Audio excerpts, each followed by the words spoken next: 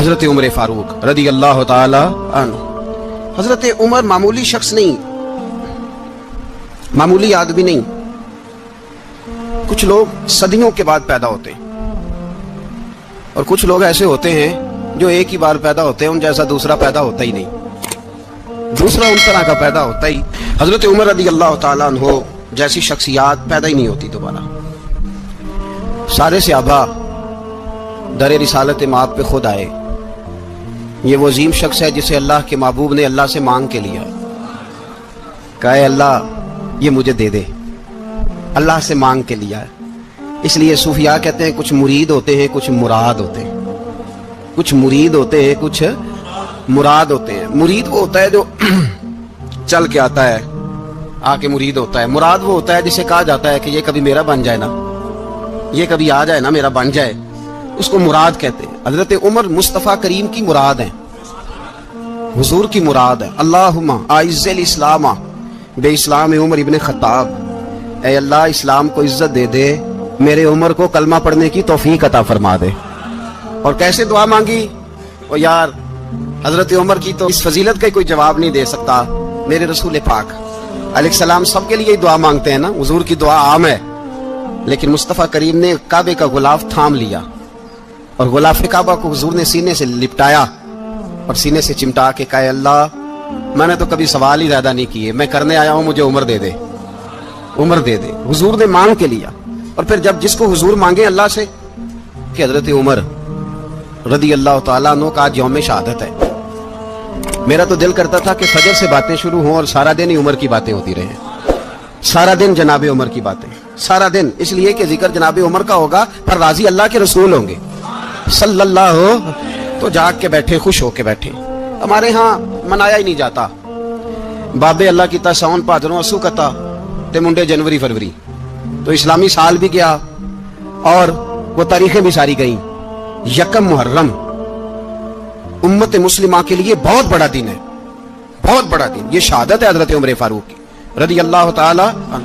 یہاں چھوٹی چھوٹی باتوں پہ گورنمنٹ چھٹی کرتی پھرتی ہے، چھوٹی چھوٹی باتوں، الیکشن ہو گیا تو چھٹی، فلاں جگہ پہ تھوڑا سا کسی نے خبر دے دی کہ کوئی پریشانی ہے تو چھٹی، فلاں جگہ یہ ہو گیا تو چھٹی، یہاں تک کہ فلاں وزیر صاحب فلاں علاقے میں آئیں گے تو سارے علاقے کو چھٹی۔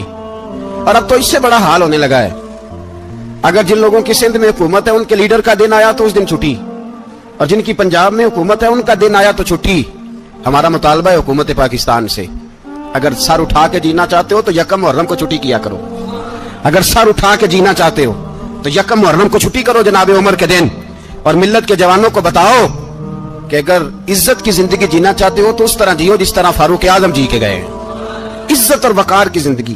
جمہوریت حضرت عمر سے سیکھنی پڑے گی، حکومت کرنے کے طریقے حضرت عمر سے، رعایا کو سیکھنا پڑے گا کہ امیر کس طرح بنایا جاتا ہے اور امیر کس طرح کے ہوتے ہیں۔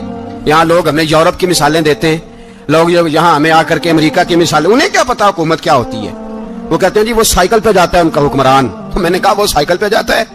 میرے عمر فاروق مدینے سے مکے گئے تھے تو پیدل ہی حج کرنے چلے گئے، پیدل ہی۔ اور جناب عمر فاروق رضی اللہ تعالیٰ عنہ عید کی نماز پڑھانے گئے، عید کی نماز عمر خطبہ عید دینے گئے۔ اور اس زمانے میں کون سا غریب ہے جو ننگے پاؤں جاتا ہو؟ کون سا غریب ہے جو مسجد ننگے پاؤں جاتا ہو؟ لوگوں نے تو 3 قسم کی چپلیں رکھی ہوئی ہیں، ایک مسجد جانے کی علیحدہ ہے، گھر پہننے کی علیحدہ ہے، شادی بیاہ پہ جانے کی چپل علیحدہ ہے۔